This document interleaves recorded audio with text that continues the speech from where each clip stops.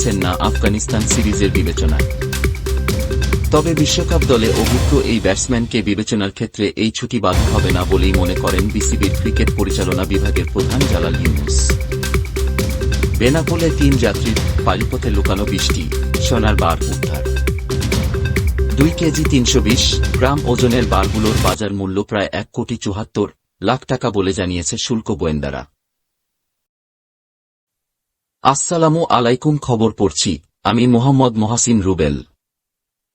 এতক্ষণ আপনারা সংবাদ শিরোনাম শুনলেন, এখন বিস্তারিত।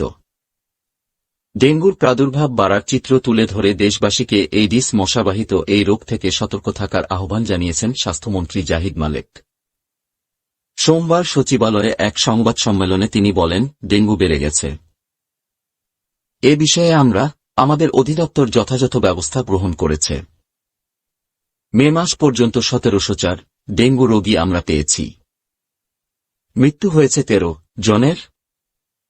এবং আমরা যদি গত বছরের সঙ্গে তুলনা করি, এই বছর রোগীর সংখ্যা প্রায় 5 গুণ গত বছরের তুলনায়, অর্থাৎ অনেক রোগী বৃদ্ধি পেয়েছে। ডেঙ্গু প্রতিরোধে নেয়া পদক্ষেপের অংশ হিসাবে হাসপাতাল পরিচালকদের সঙ্গে সভা করার পাশাপাশি চিকিৎসক ও নার্সদের প্রশিক্ষণ দেওয়া হয়েছে বলেও জানান মন্ত্রী। তিনি বলেন, আমরা যে সার্ভে করার ডেঙ্গু সার্ভে সেটা চলমান আছে। আমরা সেই সার্ভে রিপোর্টটা 2 সিটি কর্পোরেশনকে দিয়েছি। হাসপাতালে আলাদা কর্নার ও ওয়ার্ড তৈরি করা হচ্ছে এবং সে বিষয়েও আমরা পদক্ষেপ নিয়েছি। আগামী 5 জুন ঢাকায় বিক্ষোভের কর্মসূচি দিয়েছে জামায়াতে ইসলামী। তার অনুমতি চেয়ে চিঠি দিতে গিয়ে পুলিশ কার্যালয়ে 2 ঘণ্টা আটকে ছিলেন দলটির 4 জন আইনজীবী। তাদের আটকে রাখা হয়েছিল বলে শুরুতে জামায়াতের পক্ষ থেকে অভিযোগ করা হয়েছিল। তবে পুলিশের ভাষ্য, আবেদন গ্রহণের আগে তাদের পরিচয় যাচাই করা হয়েছিল। জামায়াতের চিঠি নিয়ে সোমবার বিকালে ঢাকা মহানগর পুলিশ কমিশনারের কার্যালয়ে যান সুপ্রিম কোর্টের আইনজীবী সাইফুর রহমান, গোলাম রহমান ভূঁইয়া, আব্দুল বাতেন ও জালাল উদ্দিন ভূঁইয়া। বিকাল 4টার দিকে তারা ডিএমপি কমিশনারের দপ্তরে গেলে তাদের আটক করে রমনা থানায় সহকারী পুলিশ কমিশনারের কার্যালয়ে নিয়ে যাওয়া হয় বলে জামায়াত নেতারা অভিযোগ করেন। ঢাকা মহানগর দক্ষিণ জামায়াতের প্রচার ও মিডিয়া বিভাগের নেতা আশরাফুল আলম ইমন বিকাল 5টার দিকে ক্রাইম নিউজ অনলাইনকে বলেন, বিকাল থেকে তাদের আটকে রাখা হয়েছে সেখানে। বিষয়টি নিয়ে যোগাযোগ করা হলে ডিএমপির রমনা জোনের সহকারী কমিশনার সালমান ফার্সি ক্রাইম নিউজ অনলাইনকে বলেন, তাদের পরিচয় যাচাই বাছাই করা হচ্ছে। 2 মাস পর আবার কোভিড টিকার বুস্টার ডোজ দেওয়া শুরু করছে সরকার। ফাইজারের নতুন ভ্যারিয়েন্টি কন্টেইনিং ভ্যাকসিনে বিসিবি 3য় ও 4র্থ বুস্টার ডোজ প্রয়োগ শুরু হবে এই সপ্তাহেই। কোভ্যাক্সের আওতায় বিশ্ব স্বাস্থ্য সংস্থার কাছ থেকে ফাইজারের এই টিকার 30 লাখ ডোজ পেয়েছে সরকার। সোমবার সচিবালয়ে এক সংবাদ সম্মেলনে স্বাস্থ্যমন্ত্রী জাহিদ মালেক বলেন, এই টিকাটি নতুন উদ্ভাবিত টিকা এবং বিভিন্ন দেশে দেওয়া হচ্ছে। বুস্টার ডোজ হিসাবে আমরা এই টিকাটি দেব। আমরা প্রায় 30 লাখ ডোজ টিকা ইতিমধ্যে পেয়েছি। 3য় এবং 4র্থ ডোজ আমরা এই টিকার মাধ্যমে দিব। এক প্রশ্নের উত্তরে মন্ত্রী বলেন, আজকে সংবাদ সম্মেলন করে জানান দিলাম, এই সপ্তাহ থেকে শুরু হয়ে যাবে। আমরা টিকা ট্রায়ালে সম্পন্ন করেছি, ইমিডিয়েটলি দেওয়া হবে। ঢাকার মহাখালীতে নির্মাণাধীন এলিভেটেড এক্সপ্রেসওয়ে থেকে পড়া রড মাথায় ঢুকে এক কিশোরের মৃত্যু হয়েছে। মহাখালীতে ব্রিটিশ আমেরিকান টোব্যাকোর সামনে সোমবার সকাল 10টার দিকে এ ঘটনা ঘটে বলে ঢাকা মেডিকেল পুলিশ ফাঁড়ির পরিদর্শক মোহাম্মদ বাচ্চু মিয়া জানান।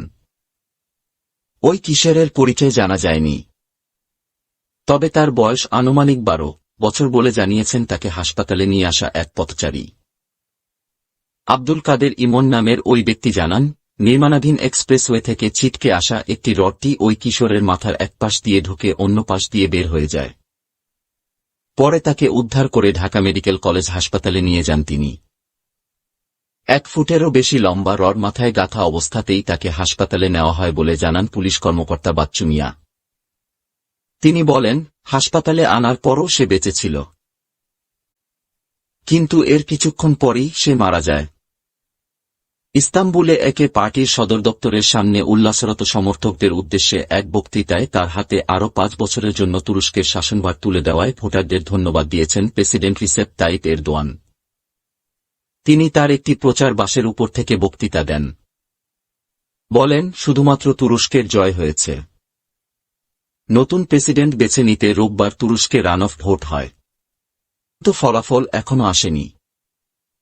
তবে প্রাথমিক ফল বলছে এরদোয়ান 52% বেশি ভোট পেতে চলেছেন। রান অফ ভোটের আগে গত 14 মের প্রাথমিক ভোটেও এরদোয়ানই এগিয়েছিলেন। কিন্তু অল্পের জন্য রান অফ এড়াতে প্রয়োজনীয় 50% ভোট পেতে সেবার তিনি ব্যর্থ হন। পেয়েছিলেন 49.5% ভোট। 44.9% ভোট পেয়ে দ্বিতীয় স্থানে ছিলেন দেশটির তরুণ ভোটারদের পছন্দের প্রার্থী কেমাল কিলিচদারোগলু। চলতি মাসে 15তম বারের মতো ইউক্রেইনের রাজধানী কিইভে হামলা চালিয়েছে রাশিয়া।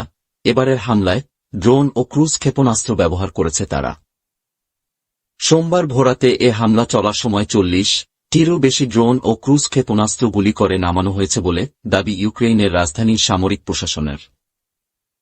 নগরীটির কর্মকর্তারা জানিয়েছেন, এ হামলায় কিইভে বড় ধরনের কোনো ক্ষয়ক্ষতি বা হতাহতের ঘটনা ঘটেনি।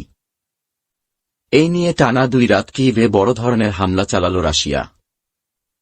ইউক্রেইনের একটি পাল্টা আক্রমণের সম্ভাবনা যতই নিকটবর্তী হচ্ছে মস্কো ততই আকাশপথে হামলা তীব্রতর করে তুলছে, জানিয়েছে বার্তা সংস্থা রয়টার্স। রাজধানীর জন্য আরেকটি কঠিন রাত, টেলিগ্রামে বলেছেন কিইভের মেয়র ভিতালি ক্লিচকো। এর আগে রোববার ভোররাতে চলতি যুদ্ধের মধ্যে কিইভে সবচেয়ে বড় ড্রোন হামলা চালায় রাশিয়া।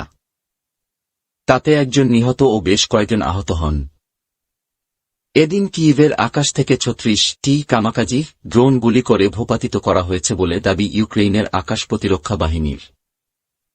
বেশ কিছুদিন ধরেই জাতীয় দলের বাইরে থাকা মাহমুদুল্লাহর ফেরার অপেক্ষা দীর্ঘ থেকে দীর্ঘতর হচ্ছে। হজ করতে যাবেন বলে 2 সপ্তাহের ছুটি পেয়েছেন তিনি।